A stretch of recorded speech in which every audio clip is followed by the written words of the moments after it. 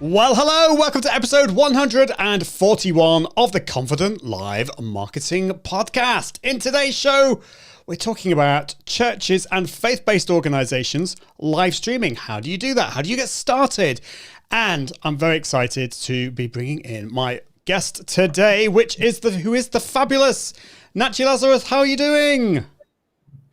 I'm doing great. Hi, Ian. Thanks for having me. Great to be here. Oh, I'm excited to have you here because we were just talking about this before. We normally have our little fix, don't we, in San Diego? But unfortunately, for some reason, which we won't talk about, that didn't happen this year. Yeah, we won't talk about that. No, we're not going to talk about that. We've got Jeremiah watching. Great to see you, saying, yeah, I love this, and ready for the class to learn more. Great to see you watching on Facebook. If you are watching live or watching the replay, let us know. Just put hashtag live or hashtag replay in so that we know. And let us know where in the world you're watching from. So where are you dialing in from today, Natchi? I am dialing in from South India, the sunny side of the world.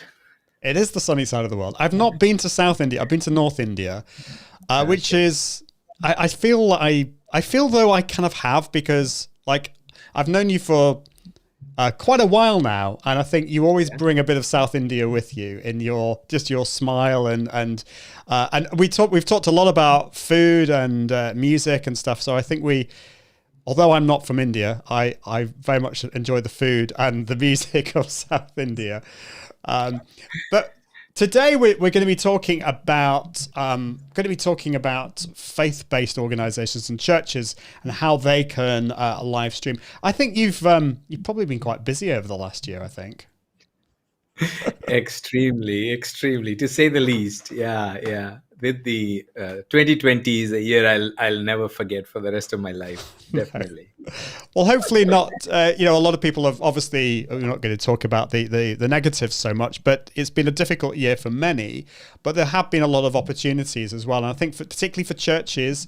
I don't know what you think about this, but I think a lot of churches have maybe resisted live streaming. Certainly that has been, well, partly the case with the church I go to, but a lot of churches have not had much of a choice and have had to be dragged kicking and screaming into the 21st century with live streaming. And I think it's a really positive thing. So I'm excited to talk to you about that today. Well, Natchi, I think it's time to get on with the show. What do you think? I think it's time to get on with the show. And yeah, let's do it. So we'll be with you just after this.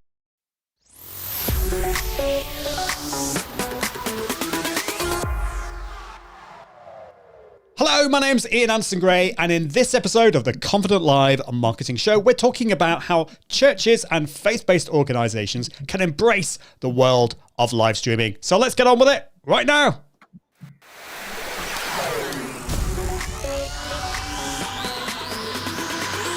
Welcome to the Confident Live Marketing Show with Ian Anderson Gray. Helping you level up your impact, authority, and profits through the power of confident live video. Optimize your mindset and communication and increase your confidence in front of the camera. Get confident with the tech and gear. And get confident with the content and marketing. Together, we can go live! Well, hello. Welcome to the Confident Live Marketing Show. I'm excited to be here talking about how churches and faith-based organizations can embrace live streaming. Now, just before we get on with that, just to let you know, the next week I'm going to be taking some time off from the live show, but the podcast continues every Friday. If you want to find out more about the podcast, then just go to iag.me/podcast. That's iag.me/podcast, and you can find out more about that. But also just to let you know a little bit more about my sponsor today, who is Restream. Restream powers the show. It allows us to broadcast to a plethora of different destinations. And here's a little bit more about Restream and a special deal that you can get. The Confident Live Marketing Podcast is proudly sponsored by Restream. Restream is the complete multi-streaming suite for entrepreneurs. It's the easiest way to broadcast live to over 30 destinations at the same time, including Facebook, YouTube, LinkedIn, Twitch, and so much more. Restream Studio makes it so simple to stream directly from your browser, bring in guests and add your branding, videos, and graphics, and view and highlight comments from your destinations, all at the click of a button. Take Restream for a test drive and get your first month completely free at iag.me/Restream. Well, thank you very much, Restream, for sponsoring this show. Well, it's time to bring in my special guest today. I'm very excited about this. He's a great friend of mine. It's Natchi Lazarus, and I'm excited to talk to him because it's been such a while. But Natchi is a digital and social media marketing consultant specializing in working with nonprofits, churches, and faith-based ventures. He is a keynote speaker. He is the author of The Connected Church, a bestseller on Amazon, and he is the co-founder of Open Minds Digital Agency. Welcome to the show, Natchi. Great to have you here. Thank you. Good to be here. Oh, it's great to have you on the show. And this whole area of how churches, nonprofits, and faith-based organizations is something that I've been really interested in for a while. If you're listening or watching and you're not involved in a church or faith-based organizations, there's still going to be loads you'll be able to learn from this episode because a lot of the stuff that we'll be talking about when it comes to churches and faith-based organizations, you can definitely tweak and put forward for maybe you've got an event or some kind of other thing that you've got. So first of all, Natchi, how did you get into all of this? Into what you're doing? Maybe tell us a little bit more about what you're currently doing, what your position now is. But then, how did you get into all of this? Because I was always interested in the history. Yeah. Thank you. I'm a marketing guy. I've been in marketing for 20 years now. Can't believe it's been so long. And about 15 years ago, I started looking at the trends. And I was just out of my corporate job and just started my business, and I was looking at what's happening in the digital world. So I was very interested in the digital space. Back then, when I said digital, many people who I know, many of my friends and family, thought I was in like a printing business, because that's what you call it in India. You call it like digital printing. So they just thought I was like going around putting up banners and posters. So not many people knew about digital those days. But still, when I did some work with some of the clients overseas, I actually saw some of the trends in the Silicon Valley with Facebook just getting started. iPhone was just released. There was a trend towards apps, and there was just a trend towards a digital space. So I was very interested, and I started shifting and pivoting towards the digital space way back then. And interestingly, one of the very first assignments I had, and in fact that came out of a need, was from a faith-based organization. And my heart was always helping nonprofits and faith-based organizations, because there's just so much need in the world. And just basically, as a person, I'm interested in that space. So there was this opportunity, and the opportunity was related to live stream. So that's another reason I'm excited about this, because and that's how my career started. It actually started with live stream. My entire digital journey started with live stream and website. So that's how we kicked off that journey. And it's been what a ride it's been. And over the years, I've been talking about live stream. I've been talking about digital all the way leading up to 2020. And yeah, but we won't talk about that. Well, it is amazing. It's all the stuff. I don't know whether you look back on your life and think, well, what was all that about? Why did I learn about that? Or why did I do that? And I think often it's like, it is like we're being prepared for certain events later on. And I certainly feel that. You feel that, because the last year for both of us has been incredibly busy. People have been finally embracing live streaming. Yeah, and of course, one thing I should say, we talked about this before we started the podcast recording, is that you're based in South India. How has live streaming? Well, tell us a little bit more about how you first started with live streaming, because I know this is something you mentioned to me earlier, and you've been live streaming for quite a while. So tell us about that, and then I'd also be interested to know, like, how has live streaming been embraced in India? Yeah, it's sort of a interesting position for me, because when I started, the infrastructure was still not in place. Even today, it's not in place in a big way, but it has come a long way. But when we started out, 2007-8 is when I started experimenting with live streaming for nonprofits. And when we started out, the end user did not have much of a ability to watch a live stream or listen to live stream. So basically, what we started with is an audio stream using a USB dongle, because most of the time we didn't even have enough bandwidth to push out a video stream.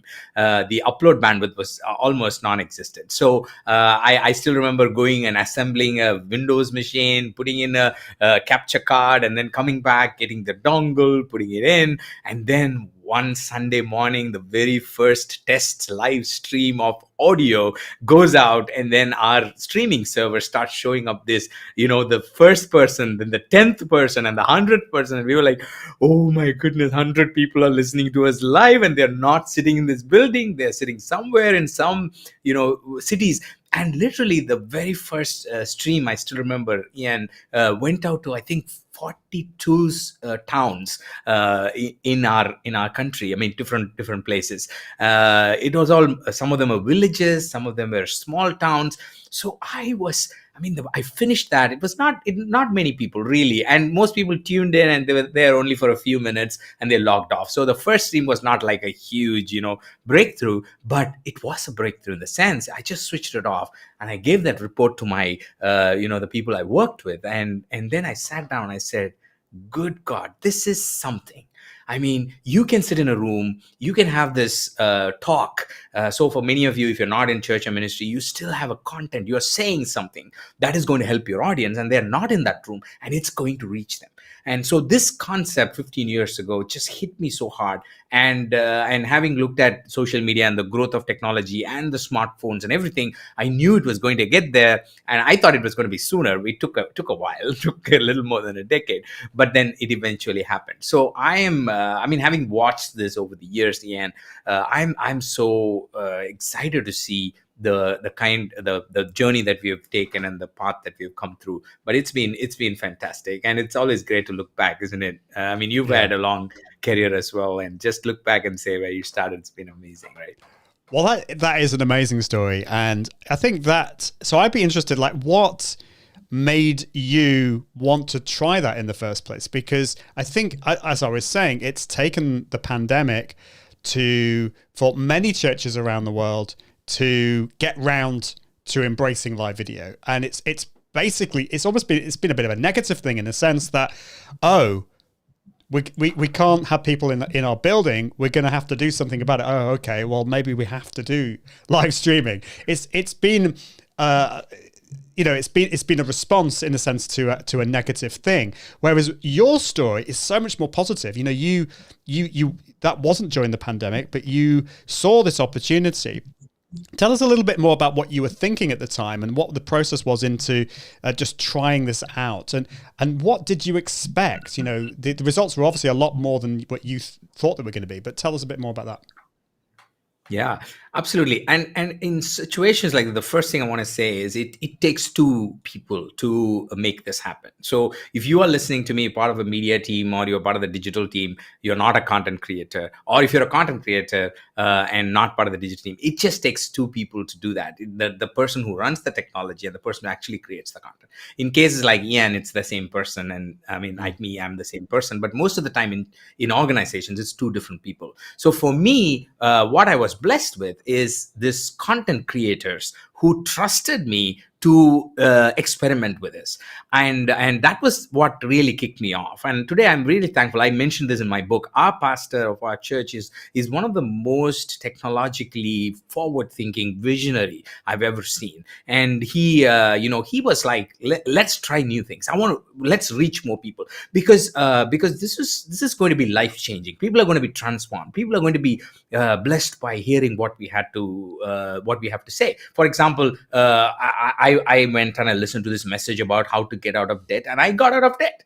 And the people come and they hear about messages about how to succeed in life, and they succeed in life. These are like the stories that happen in our church, and the leaders that I work with, and like my church pastor at that time, they were visionaries, and they said, let's try this. So just by being a media person, just by being a digital technology geek, you can't make certain things happen. You got to have the content creators back you up.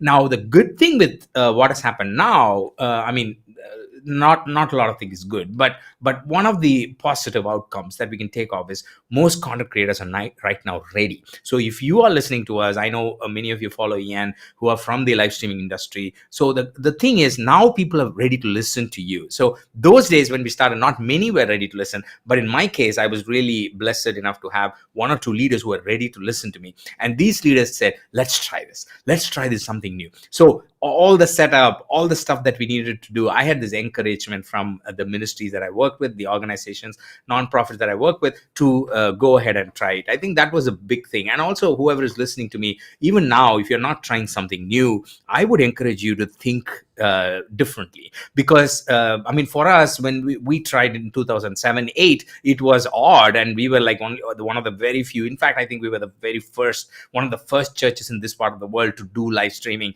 and it was not a common thing. But guess what? When we were hitting the 2020 lockdowns, we were ready. Like, it's just Everything was in place because we've been streaming for years, more than a decade. So we had the systems, we had the processes, we had the bandwidth, we had everything that you need to go. So literally there was less disruption in many of the organizations I work with because they were ready. So today I just want to tell you, just take this moment to, if that's okay with Ian, to just encourage the people who are listening to try new things. Be visionaries. Always try to experiment. I don't know, maybe with VR, maybe with the AI, with different types of streaming or stuff like what Ian is doing right now, where we are able to stream in multiple places using Restream and so on. So just keep trying new things, because you never know what technological barrier or societal constraints we are going to face in the days to come. And if you are ready for the future, then it makes it much easier when you actually hit that roadblock. So just wanted to add that along with that story of how I started. Very blessed with the visionaries being people that I worked with. Yeah. Oh, that's wonderful to hear. And I love this. This is Jeremiah says, this is something I felt. I felt that when I first live streamed in audio in 2013. That is early when it comes to live streaming. And yeah, there were two words or two phrases that you used, Natchi, which resonated with me very greatly there. And that was trying new things, as Jeremiah's put there, but also encouragement. And I think we need that. Now, some churches in the world are not always known for, well, hopefully they are with the encouragement. I mean, that is a very biblical principle of encouragement. But when it comes to trying new things, that's not always something that churches will embrace. Why do you think that is? And how would you encourage churches to just to try new things and experiment? And obviously we know each other, and you can probably see, if you're watching us live or watching the replay, you can see the excitement on our faces. Oh, new things, this is exciting. But let's face it, not everyone's like that. So how would you encourage people? Yeah, and many times I think genuinely this, that people are really scared of new things, and sometimes it's almost like rightly so kind of thing, because it's a new thing. It's almost like a fear of the unknown. So I just want to encourage you with two things practically. Not just encouragement saying, come on, you can do this, try it. That's definitely there, and I'm going to say that. But I want to give you a logical reason of why you need to try new things. So first is, things are constantly changing with your audience. All right. So like I said, when we started, our audience were actually not very ready. But we said, if the audience, if this is the trend, and if this is where it's going, if we don't try live streaming, if we don't try new things, then when the audience are ready, we are going to miss out the opportunity to serve them. So even if you're a business, even if you're a business owner who wants to serve your audience in a meaningful way, you have to keep this in mind. And especially if you're a church or a faith-based organization, your job is directly connected to serving. And it's very important for you to think, how can I always be relevant to my audience? So that's the first thing. Your audience are going to have a change. And if you are not willing to change, it's going to be difficult for you to reach out to them and be there for them when things change for them.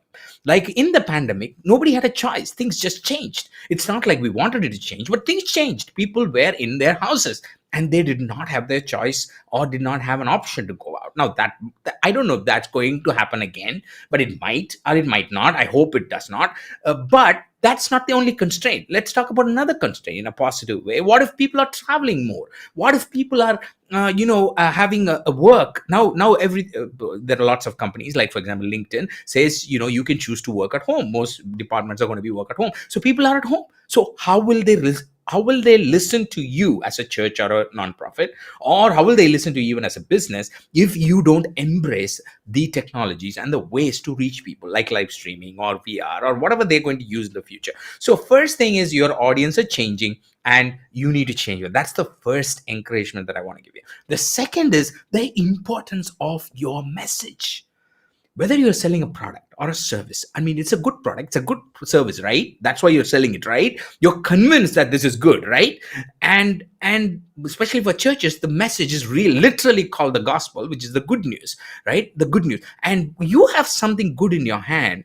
Now, all the time. One of the things I learned with great church leaders that I worked with all over the world. Now I have the privilege of working with different countries, different big churches and small churches, big nonprofits, visionaries, right? And one of the things that I learned constantly, Ian, is people, they have this passion saying, I've got something good in my hand. How can I take it all the time and share it with others? So one is the audience change. The other is actually the message that you have. And the message could be even a product or a service, something good that has reached the audience. When I did my business school, my marketing professor, this is why I love marketing, because I had a fantastic marketing professor. And he said, here is the definition of marketing he gave me years ago. He said, marketing is simply this. It is a good product taken to the right audience. Simple. That's like the simplest marketing definition I've ever heard. A good product taken to a right audience. So in this case, a good message of the church taken to the right audience, or a good service from a consultant taken to the good, right client. So basically, you should always be obsessed about thinking, how can I take this good message all the time to people? And there is no better way than live streaming. There's no better way than technologies like this, which enable you to do that. Look at us. I mean, we are live streaming right now, and I'm able to communicate what's been in my heart for years to you, which I've never been able to do earlier. So absolutely, those are the two reasons I would think of, Ian, of why people should try new things. Love that, really do. I think I'm getting all excited here.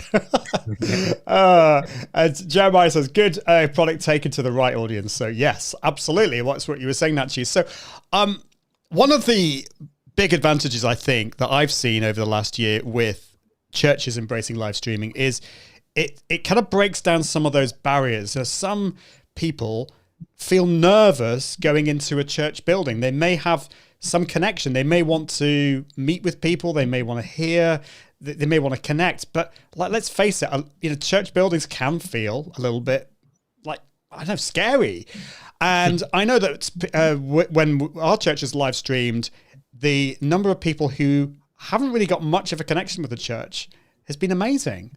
I've spoken to a lot of people, and it's really cool. Like my parents have been, they don't live in my village or anything, but they've been tuning into the church services on the live stream. Even today, even though we are starting to meet in person, the live streaming is coming on. So I think that is one big advantage. What other advantages are there for churches? Why would you say live streaming is perfect for churches and non-profits?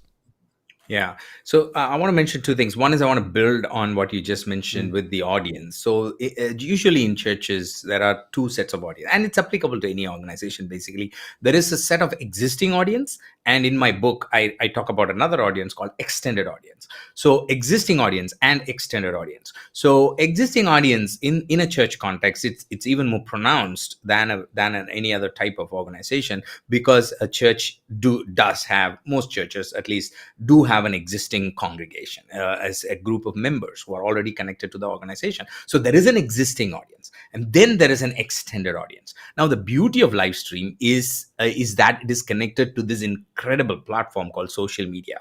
And again, I talk about this in my book. Because of that platform, what happens is there is this social component. When you go live, like right now, we're going live, and Jeremiah is chatting with us, and I don't know who else is going to watch the live broadcast later. Now, what happens is when somebody watches it and comments and likes, what happens in the social world, as we know very clearly, is that their friends are going to be informed about it. So the existing audience become this great conduit for the extended audience who you have not yet reached. So let's say you're a church or an organization that just has 50 to 100 people who are connected to you, and then each of them have 100. Then you suddenly have this incredible opportunity of going live, and because the live is connected to social media, you have this ability to reach this 10,000 people from 100. Imagine 100 to 10,000. And that is much more pronounced in a church environment, because not many organizations in the world can boast of a captive audience like a church. I mean, a church is really one of the few niches where the audience are really captive. Like, they like this organization, they like the speaker, they will come to, even if you're boring, they'll come and listen to you. They just, will sit there simply because of the system. So the church system has this incredible affinity that the audience have towards the organization and towards the content creator, which in your world and my world as marketers, we know how valuable that is, the affinity of the audience to the content creator. Here, the affinity of the audience to the content creator is built into the system as a tradition. How amazing is that? What an opportunity that is. So I would say, guys, I mean, if you are not using live stream and the power of social media to grow your ministry, I mean, you are absolutely missing out on this unique opportunity that faith-based organizations have because of this whole existing and the extended audience dynamic. So that's number one. The number two reasons I want to just add on is also the evergreen content system that churches have. I mean, which I used to work with businesses a lot earlier. For the past 8-9 years, I've been extremely focused on faith-based space. But before that, I used to do both faith-based and non-faith-based business organizations. So I have worked with a few other niches, and I know not many niches can say this, that every content they create is evergreen. I mean, how many niche industries can say that? You can't, because many of it is getting outdated. But the content that faith-based organizations, especially churches, create is like evergreen. Every single content is evergreen, and the system is that you create content every week. And how long have you been doing that? Like, if you go to any social media conference, which Ian and me go to all the time, and you will listen to one thing that comes from every single expert. They would say, create consistent content. And I'm sitting there and I'm saying, good God, we've been creating consistent content in the church for the last 2,000 years. I mean, we don't have to go to a conference to learn that. We create content every week, So you have this unique advantage, guys, like as church leaders, as faith-based organizations. You have no idea how big that advantage is. You can go and ask another small business owner how big that is. I mean, to create a weekly content, people sweat and toil, but you do this all the time. So you've got the content, you've got the captive audience. Why in the world would you not do it? There you have it. Stop. There you go. There's just no excuse. It is amazing. It is so I obviously I agree with everything that you've said there.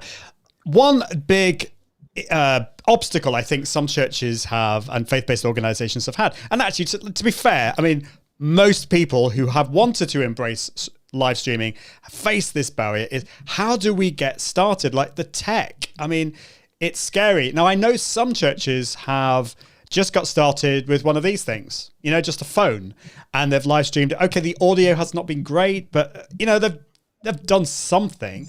How would you recommend that a church gets started with live streaming? Yeah, I want to recommend a really important resource, and the person that they follow this is a person that I really admire and I follow all the time. His name is Ian Anderson Gray. And honestly, guys, no, I'm not joking. Really, I've been following Ian for years and I've learned so much. And whatever I do in terms of live and I recommend, I have learned a lot from Ian. Honestly, not joking. Ian can close his ears if he doesn't want to hear this, but really, he is one of the biggest experts in the world. So I would say, here is the principle. So follow people like Ian. Go to his website, and if you don't believe me, just look at his tools. Look at Ian Anderson's tools. That is like mind-blowing. His tools page is just incredible. He's got tools about the camera, the mic. So some of you listening to me, you're going to listen to this recording. I know many church leaders are going to listen to me tonight. After we finish this, you're going to listen to this. So here, take note of it. Go to Ian's website, go to the tools page, and really check out. And I'm not saying this because I'm on the show. I have said this in other shows. I've said this in my podcast and other places. Ian's tools page is one of the best. And so you will look at the type of cameras you need, the type of microphones you need, and so on. So not just Ian. So I just also want to branch out and say there are many people out there who help you to do that. Now, I also want to be fair, and I want to agree with Ian. It's not easy. The tech part is not easy. So here is my solution. Most churches have the ability to do two things. You can hire a professional team to help you with your tech. Okay, I would say don't try to learn everything, right? Because if you're a church leader or a pastor, your job is something else. Just off late, I've been maturing enough to understand that you don't have to learn everything. You can get help. Okay, so you get professional help, but even if you can't afford professional help, here is what my input is. And now this is something I tell most churches these days. Go and get a hold of your youngsters, your youth group. I tell you, the secret of success on social media and live stream and tech lies within your youth group. These guys are ready. They are digital natives. They are born. I mean, they probably know more than me and Ian. Honestly, I mean, I just worked with another church, and I told them, this is how we should do it. But I said, why don't you get your youth group involved? And they gave strategies which I didn't even think of, like these, because for them it's not a science, it's not marketing technique or strategy and all these words. It's just the way they live. They're like, oh, let's do reels, and in the reels, let's do this, let's do TikTok, let's do, all that kind of stuff. So tap into your youth group, get some volunteers to help you with the tech. That is my biggest advice. So follow people like Ian, experts, learn. That's one. Or two, if you have the resources, please hire a professional to help you. Third, if you don't have any of this, still follow the expert and get the volunteers involved and allow them to do it. Experiment with it. But one of the biggest pieces of encouragement I would give is just get started. Come on, just kick off. If you haven't ever not done it, I know most of you have done live stream because you had to do it during the lockdown. But now I would like to encourage you to do some things advanced. Go to the next step, which I think we will talk about as we go along. Yeah, definitely. Taking things to the next level. So if you started off streaming on a phone, then look at what you can do next, which might be from a computer. And thank you very much for what you said about me. I was blushing a little bit in the background. But this is the gear guide. If you go to iag.me/gear guide, that is all the tech there. So if you're interested in what I use, that's all there. So that is really great advice. One thing that I've found that some churches struggle with, or is a challenge, is how do you? There are effectively two audiences, or even three audiences. You've got your people in your congregation, and you've got people at home or out and about watching, and of course you've got people watching in the future. You've got your replay audience. And I think a lot of church leaders who are leading the service don't really know where to look or who to talk to. Do they talk to the congregation and completely ignore the people watching at home, or do they just look at the camera? It's a real struggle, and I'd just be interested to know what your experience is and what your thoughts are on this when it comes to leading church services. Yeah. Now, one of the things I've started sharing with church leaders is to say, go from this mindset of everyone to one. I'll tell you what I mean. Because over the years, Jan, the church and faith-based organizations are used to this idea of reaching the entire world, which is a fact, because there's a world out there where people need help, they need service, they need to hear the right message, they need motivation, they need encouragement, they need help, they need the truth. So all that is true. You need to reach the entire world. But when it comes to creating content in the digital space, the way people consume content is not, like in a group. Everybody right now, whoever is listening to us on a phone, on an individual, personal, one-on-one content consumption. So I have started telling church leaders, when you create content, when you go live, when you speak to an audience, have this mindset: not everyone, but one. Not everyone, but one. When you internalize that, then when you sit, most of the time, one of the things I hear from church leaders is it's very difficult to sit in front. I mean, you put me on a pulpit, brother, I can talk to anybody, but you put me in front of a webcam and a camera, I get I don't know what to say. So here is my advice for all of you. If you think like that, look at your one. Imagine that one person who you want to minister to, who you want to, share that truth with, share that message with. Imagine they're sitting in front of you. I mean, this again applies given to businesses and other kind of organizations. But just talk to that one person. We call it persona in the marketing world, right? So you create this persona, you create this character, and you put this character in front of you and just talk to that person. And Ian, again, as an expert, will agree with me that, that is the most effective way of communicating, because you almost feel like, that person is talking to me. Like I'm talking to you, and I have this persona of a church leader or a faith-based leader in my mind. So I'm saying what I'm saying. I mean, you may actually feel it in some sense, because I'm actually talking to one. I feel like I'm talking to just one person who is sitting in front of me.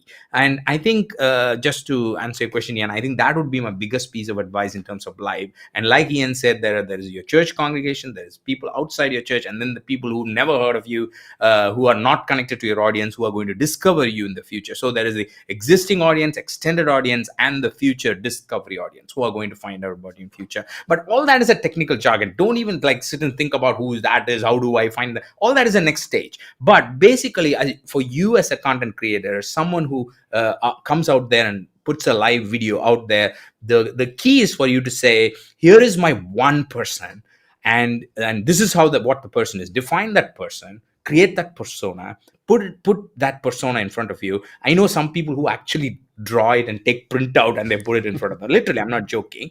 They have a printout of this, this guy or a gal, and they put it in front of them, and they sit down and they talk to that person. If that's going to help you, go ahead and do it. But just have that one person in your mind. I'm telling you, it's going to be very effective. Some of the best preachers I've seen are preachers who can, even on stage, who can get on stage and speak to this, to 10,000 people, but you feel like they're talking to you. Have you ever felt that? That's a good speaker. Now, the same principle applies to live video as well. That's the one thing I wanted to share. I think you're so right. And I love the idea. I have heard people do this, print out like a picture and put it near the camera. And actually that reminds me, I think a lot of churches could do that. As churches are starting to, people are starting to meet in the buildings now, but they're still live streaming. It's kind of like this hybrid kind of thing. Why not? You can obviously see the congregation in front of you, but in terms of the people watching from home or on their phones, why not just print out a picture of somebody and put it in front of the camera, and then it's just really obvious when you're leading or preaching, you're saying, and if you're watching at home, welcome. It's great that you're here. We're excited that you're here, and would you say, this is the other thing I was going to say, do you think it's good to encourage engagement and conversations? Some churches might be a little bit nervous about the comments, and we've had some spam comments and people, trolls getting in, and but there's obviously a great deal of positive as well when it comes to that. In your experience, how much emphasis do you put on engagement and conversations in the comments? Yeah. So in that, I just want to touch on a couple of angles. So first, I want to say, don't look at your audience as two different things. As a church, faith-based organization, don't look at your audience as online audience and in-person audience as two different things. No, they are not. I mean, think about it like that. I mean, they are in the physical sense. Somebody's in front of you and somebody's not. But if you look at it from a habitual or a practice point of view, the person who is sitting inside the church holds the same smartphone that the person who is outside the church is using to watch your live stream. So here is another thing that I've started asking church leaders, which is better? Which would you think is more important? Smartphone in the church or the church in the smartphone? It's a little bit of play of words, but I'm saying, is a smartphone in the church better, or is the church in the smartphone better? So it's starting to merge, and I love the way you brought in that word hybrid. We are getting into a new way of life, and the church is not the regular church that as we know before. And for example, like some of the church that I go to, and the church, even our own church, the people sitting in front of us are just a minuscule of the audience who are actually online. So there are more people online than the people sitting in front of you. And it's going to be the case. And not just because of the pandemic, and even before the pandemic, that's how it was for our church. But with the pandemic, you're restricted. You got to have like 50% capacity, put everybody, far away from each other and so on. So you're basically restricted, right, with the physical thing, but you have a huge audience online. So first thing I want to say is, don't look at these two as two different things. Now, tweak your mindset as a leader, as a communicator, to communicate to both in the same wavelength. It takes a little bit of practice, but you got to think that here is my core message. Now, this core message, and especially as a church, is not really difficult. I mean, if you're selling a product or a service, maybe a little more complicated. But as a church, what are you actually communicating? It's the message of the Bible most of the times. It's something that's useful to a human being. So the human being could be in person or could be out there in the live stream behind the screen. It doesn't make a big difference, right? You're going to communicate that life-giving message to a human being, no matter where they are. So it makes it a little bit easier for you. Again, another advantage of you being in a church. So what I'm saying is, don't differentiate them. Just keep them. That's point number one. Now, coming to question, what about engagement and comment? Comments and engagement are very important. So one of the things I would advise, though, is to have volunteers involved in your backend process. So we have a software. Most of the places I work with as a consultant, that's the first thing I do. I have a monitoring software. Like, there are many tools out there. And again, there's a lot of tools you can look at. So I recommend a few tools, and we put volunteers in those tools, and they are constantly watching them comments. And I encourage the church leaders to involve the online congregation as much as we can, online audience as much as they can. So in fact, our church, we start off our service by saying, welcome all the people who have come, and we also welcome the people who are watching us online. So it's a nice thing, you gotta touch the people who are taking that effort to, in spite of their, child screaming and, all those things going around, they are taking the effort to look at your phone and watch you preach and teach, and you gotta appreciate it a little bit, right? So acknowledge them, talk to them, encourage them if you can. I'm not saying you may not be able to do like what we do, Ian and me, telling people to leave a comment or things like that. I mean, doesn't fit into the sermon style, but at least in between you can say, if you're watching online, if you feel like it, we've got a team that can pray for you or something like that. So you can include the online. So I would say engagement, driving comments is a very important thing, but at the same time, put your monitoring systems and your moderation systems workflows first before you do that. Otherwise, it kind of derails the whole thing, as we all know. So important. We've got the fabulous Justin Brown watching, saying, hey, Ian and Natchi, it feels like social media marketing world all at the moment. So it's great to see you. Justin, hope you're doing really well. And wow.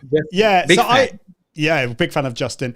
So yeah, I think that is really, really helpful advice. And I suppose I wasn't necessarily thinking about comments in the sermon or in the talk, like, Come on, Pastor, you're taking too long. Stop. You might get some negative comments like that. But maybe within in the service there might be some interactive bits that you could, like, what do you think about this, or what that might work really well. So and that's something that we used a lot during the pandemic.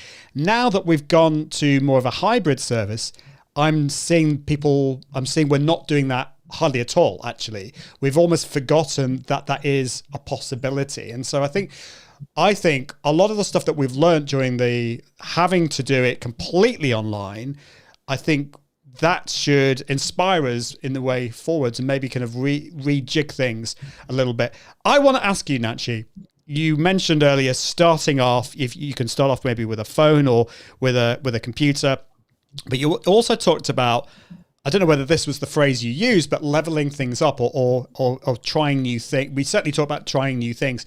So what are some, if we want to level things up, if we want to make things, I don't know what the word is, more exciting, more accessible, whatever that word is that we want to use, what's the next stage? What are some of the things that we can do to level things up? Yeah, so excellent. So I was waiting to get to this part because this is what excites me now.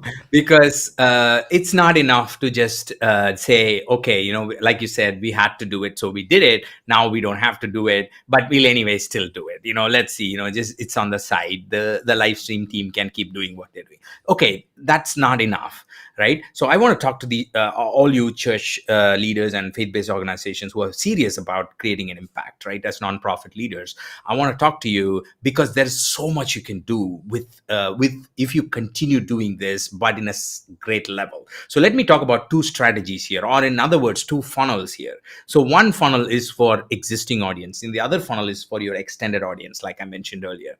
The existing audience, when I say funnel, it's like a marketing term, but basically it's just taking people and walking them through a journey and leading them towards a particular direction. And as a nonprofit or faith-based, it's mostly towards life transformation, or making them join a community, or making them part of your movement, or anything like that, something like that, right? Or spreading awareness about what you do. So ultimately, that's the objective, right? That's why you do what you do. Now, how can you take this existing audience of viewers and walk them through this? That is where I think live streaming has this incredible capacity. If you strategically plan the next steps after somebody watches a live stream. So for example, if your congregation or your church audience, they watch a live stream, what do you want them to do next? Earlier, they watched a sermon, they clapped their hands, they prayed, and they went, right? You couldn't do much about it. But today, imagine this, even people who are sitting in your church, listen carefully, people who are sitting in your church, they don't finish, say the closing prayer, and they go home. That's not over. You know why it's not over? Because of this little device that they have in their hand, it is not over. They continue to stay with your church. If you have an app, if you have a website, if you have a social media presence, if you have a Facebook page, guess what? They are still in your church. Even as they go back, they are still connected to you. If they have WhatsApp, if they have Messenger, they're still connected to you. So my question to all of you is, how can you keep this conversation going? I'm not saying they should continue to keep talking about your sermon all week. I mean, people got to work, they have life, they have to do what they do. But what I'm saying is this, I'll give you an example. Let's just say you talked about on Sunday about, success in biblical principles of success. Let's just say, because it's a topic many of you might remember, right? So biblical principles of success, you talked about that and you gave a sermon on Sunday. Now on Monday, when they go to work, and they are working on it, what if you are able to send them a WhatsApp message or a messenger chatbot saying, hey, we talked about success. Hope you're having a good day at work with your success. Is there anything you would like to talk about in terms of success? You send that in a strategic timing, like in the lunch break or after work and so on. So what you do is you are starting to reinforce the message into their system. So you're taking them to the next level. So your live stream is not just your live stream, but your live stream is actually a starting point at the top of the funnel for something deeper. So you plan the whole thing out. Out of the 100 people in your congregation, maybe 10 people will respond to you, or maybe one person will respond to you saying, yes, Pastor, I was thinking about that. Now I'm having this issue in the office. What do you think? Then you respond to them. Then you say, all right, this week we are going to have a follow-up live stream. This is where it gets interesting. On Wednesday, where I'm going to jump on, say, TikTok or Instagram Live. We're going to have an Instagram Live on Wednesday where we talk about 15 minutes, just 15 more minutes about this particular verse about success from Joshua, right? What is good success? Joshua chapter 1, right? All of us know that. So, and then you say, we're going to talk about that.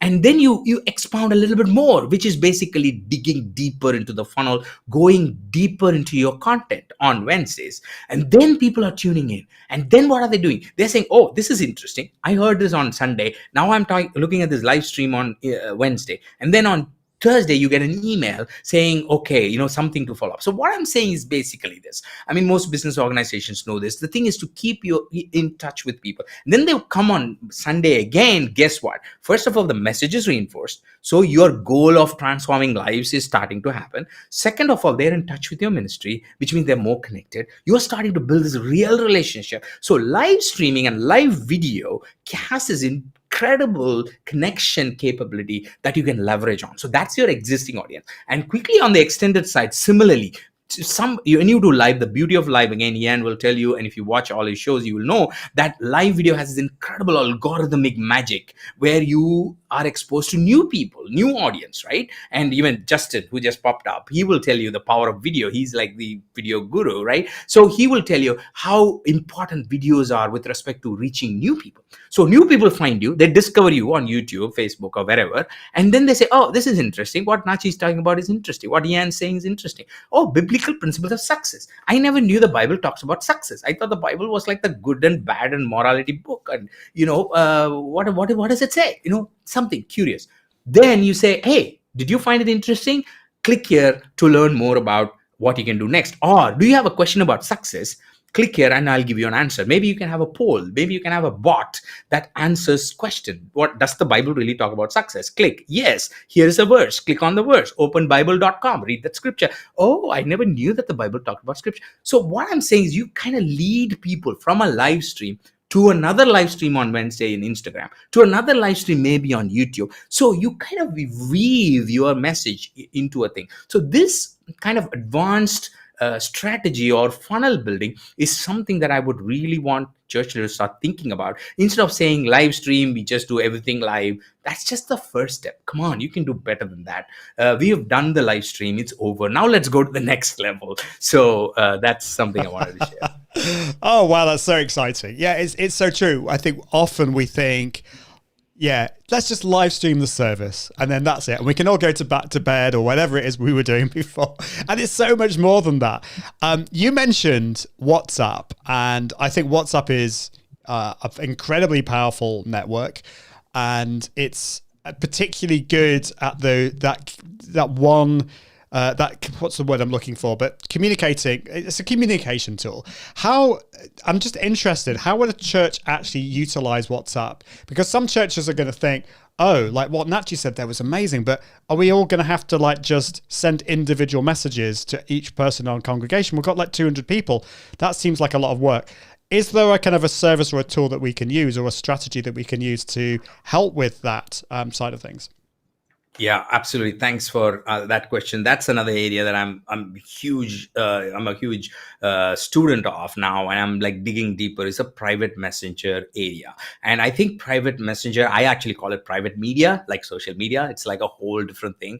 So it's an area that is going to transform the way nonprofits and churches work, because at the end of the day, nonprofits are about community, and there's no better way of building community than these messengers. So to come back to your question, so is it difficult? Is it, how do we reach people? For example, on WhatsApp, by the way, all the tools like Messenger, Facebook Messenger, Instagram Direct, they all have similar setups. But let me focus on WhatsApp for a minute, because that's the largest right now and one of the most powerful things. If you've not explored WhatsApp, I highly recommend you do that. I've got lots of blogs that I've written about WhatsApp. WhatsApp has this tool called Broadcast List. Okay, if you've never heard of this, listen to this. Broadcast List is like an email list. Only, I'm going to say the number. The open rate is like way more than 90%.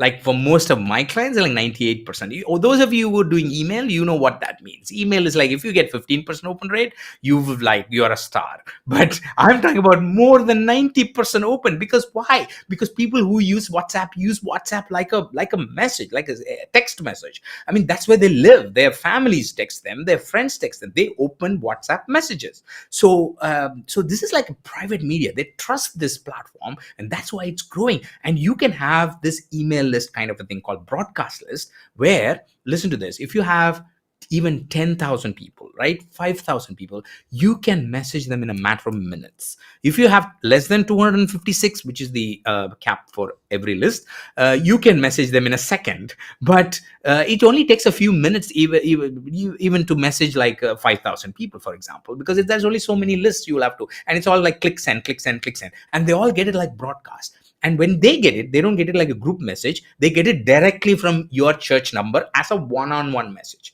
So you are sending it group, just like an email, right? Email blast. When you get an email, you get it from one person, but they're actually blasting it out to multiple people. So all those type of things are there. And having said that, there's just many ways to use it. And it's probably the segue to talk about the resource that we're going to give out, which is about private messaging. So 7 ways to use private messenger, including WhatsApp broadcast list. I have a worksheet and I have a workbook, which we're going to give away. And Ian can actually tell you about that. Yeah, definitely. Thank you. Well, we've got a link there. This is the right link, isn't it? Which is natchi.link/Ian. That's IAN. So that's natchi.link/Ian. And Natchi's put this this page together, which is very kind of you, Natchi. Thank you for that. So do check that out, because that is an amazing resource. And Natchi, you're just so full of all this information and all this experience, and definitely check that out, because I know it's going to be very helpful to people. Thank you for that, Natchi. Now, just before we finish, we've just got a few minutes left, and I do want to ask you this just before we finish. We've talked a lot about communicating with the individual, but the church, I mean, technically the church is not the building, it's the people. So how do we encourage, we talked about engagement, but how do we encourage community in a digital sense from our live streams?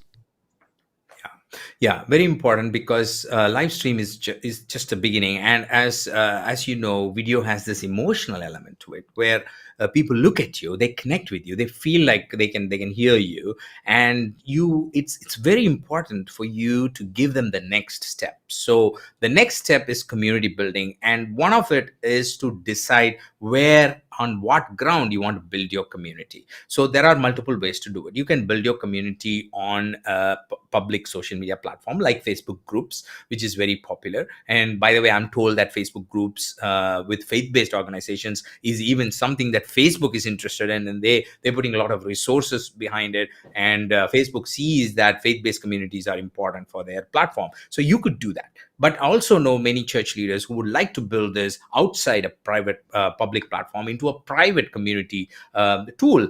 You do have those things. You've got softwares, you've got tools that will help you build a private community, just like Facebook groups, but not on Facebook, on your own server. So that is another way to do that. And the other way to do it is on private media, like private messenger. You've got messenger rooms, messenger groups. You can, like I said, broadcast lists on WhatsApp and things like that. Now, I would recommend you look at both. You look at all the three, right? And have a strategic way in which people really prefer being on the social media platform of their choice. For example, if I like Instagram, I like to be on Instagram. Just because I like you, don't make me come to Facebook, which I'm not very interested in. Some people might say that. I mean, I like everything, but I'm saying, some people may not like YouTube. Some people may not like being on, WhatsApp. So don't try to move people around. So you should have one strategy where you minister and reach out to people in platform, keeping them comfortable where they are. Then the next step is private media, where you actually move the public conversation into a private space, but still owned by somebody else. So it's a rented land, but at least it's a private rented land, right? It's like a private villa that you have, it's like not accessible by others, where you have this conversation, you help people, you build this community. But ultimately, you can also have an area that is owned by you. So from a rented land to an owned land, where you move them into your church or your own server or your own online. So I think it's community building needs to be strategic in all these three areas, Ian. Especially for large organizations, they need to plan it this way. So true. And you used a very scary word. I'm only joking. Strategic. And it's so important. A lot of churches kind of like hide away from that, but it's absolutely vital that you think about all of those things. You have been so generous with all your expertise and your times, Natchi. Thank you so much. Do check out the this is the link here. In fact, let me just put it up again. Where is the link? It's natchi.link/Ian, and you can download the workbook on how to use private messaging apps. And I'm very excited to read more about that, because it's something that I think more churches need to be using. So thank you for that, Natchi. So where's the best place for people to connect with you? There's obviously that link. Where's the best place on social to connect with you, and your website as well? Tell us a bit more. Instagram is the best place. I'm Natchi Lazarus on Instagram. I also have a natchilazarus.com website, but Instagram has this, even though there's only one link, that link has links to everything else that I do. So, and it's also visual, and it's open, and it's public. So Instagram is the best place for me to connect. It's Natchi Lazarus on Instagram. Definitely check that out. If you have any questions or anything, happy to help. Sorry. Thank you, Natchi. Yeah, do reach out to Natchi if you have any questions. And I do love Natchi's, all his content on Instagram, his videos and everything is fantastic. And I have to say, I love your branding, your yellow background. If you're listening to the podcast, you will not see the beauty of this yellow background, but it is amazing. Just before we go into, so one of the questions that I always ask my guests is, like, what is their favorite genre of music? So tell us a bit more about your favorite genre of music. My favorite is I don't know whether it as a genre, but it's a South Indian style of music it's a South Indian movie style of music in the 80s. It is by a composer called Raja. It's like it really doesn't have the genre, but that that person, you can look him up. He was a genius, and he did like I think like 1,000 movies or something like that. Wow. Incredible numbers. He was a genius, and his style of music is my favorite. So I would, anytime I want to listen to it, I would play his. I grew up with that as a kid in the 80s, and Ilayaraja. That's the genre. I would say that's the genre. He really does that. Cool. I'm gonna have to check that out. I mean, I'm a big Bollywood fan. I think one of my favorite movies was Men Who Na, which is kind of almost like a Matrix style thing. It's just hilariously funny, but it's great stuff. But I love that kind of music. But I'm gonna have to definitely check that out. I'm always looking to expand my knowledge of different types of music. You will love it. Yeah, I will definitely. Well, thank you, Natchi. Thank you so much. It's been fantastic to have you on the show. Really appreciate you taking your time with that. But we are out of time. My goodness, time has flown so quickly. So thank you so much for plugging us into our ears, or your ears, even, if I can get that right. If you haven't checked out the podcast, go to iag.me/podcast, and you can subscribe, or follow is the actual new word that we need to be using on your favorite app. But until next time, I encourage you to level up your impact, authority, and profits through the power of Confident Live Video. See you soon. Toodaloo. Thanks for watching the Confident Live Marketing Show with Ian Anderson Gray. Make sure you subscribe at iag.me/podcast so you can continue to level up your impact, authority, and profits through the power of live video. And until next time, Toodaloo.